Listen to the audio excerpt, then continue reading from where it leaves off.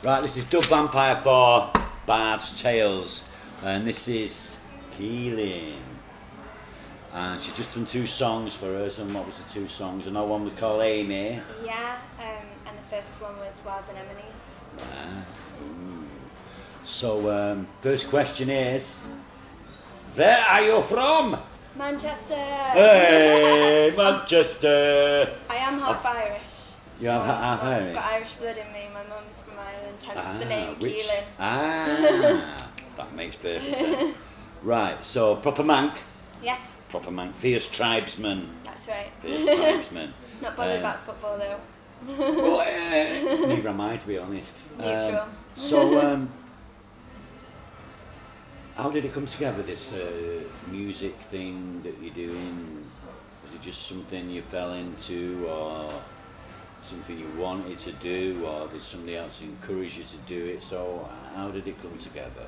Well, there's been a lot of stepping stones and like kind of just pointing me in this direction. I've always had a love for music, and like I got my piano. My Granny Rose bought me a piano when I was 7 years old, so I was playing that from quite a young age, and then I always kind of secretly loved singing when I was all growing up and through my teen years, and just didn't have that confidence back then, but it kind of gradually came together, and like, yeah, a lot of encouragement from my family and friends, and like just gradually, I guess. My parents have always encouraged me to do what I enjoy. Right. And they're both big music fans. They don't play, but they really love music. So when I finally came around to kind of, I think I could pinpoint it to when I was picking my GCSEs at school, and I was like, I had 2 more options, and I was like, history or music, and I was like, Dad, what do you think? And he was like, music, definitely music. Well, that's a good, isn't it? So that was one stepping stone in the right direction for me. Keeling, yeah. So you write all your own material and everything? Yeah, I've been songwriting for. Is that your first step, or? Actually, I do have a book of songs I wrote from when I was 10 years old. I had Really? my first album at 10, but it's Really? really with hits like Use a Loser and. Well, don't lose your papers. You never know when you might have another go at some of them. Yeah. You know. They're funny. It's a real good laugh looking at those. So, did you learn to play guitar first, or? Oh no, I'm so not a that's guitarist. I've only picked up the guitar for a couple of years, and I've only just started gigging with it. It's like I've just started gigging all over again, and all those nerves have come back to me because I'm usually me and my keyboard and singing. Yeah, I noticed that on Amy, the one on Tinternet, right? It's there is a lot of keyboards in there. Yeah. So we played the other instruments on that. Well, there's Rich accompanies me, my boyfriend accompanies me on a lot of music, and we work together, and a lot of friends I like. I love collaborating, so I think I've worked with a few good friends on various So it's a things. group effort then? Yeah. A group effort, that's Yeah. all right then, right. Moving on. Now, there's always flummox people, this, right, is what's your major influences. Okay. Now, some people have a list as long as your arm. Other people don't really have it. It's just, I just make it up. And, So where do you stand on that, Keeling? Well, there's a lot of people I really love, like people I've been following for a while, so I put my like musical kind of aspiration down to a band I used to love called the Mummers. I do still love them, but they're not going anymore. The Mummies? The Mummers. The Mummers? Yeah, Raisa Khan, who actually has this necklace.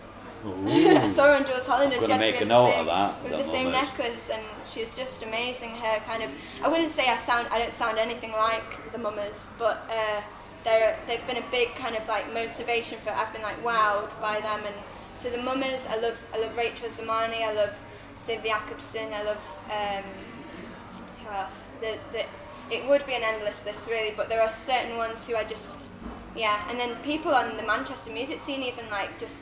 Like people I come across all the time. Name names. Okay, well, Rich, my boyfriend, is a massive kind of, like inspiration, and Janie Lee and Colin and everyone. I can't name names because I don't want to leave anyone out, but Oh. but at everyone's top. It's a great scene around here, and I've got loads of great musical mates. I just surround myself by it, so it's just always inspired by that.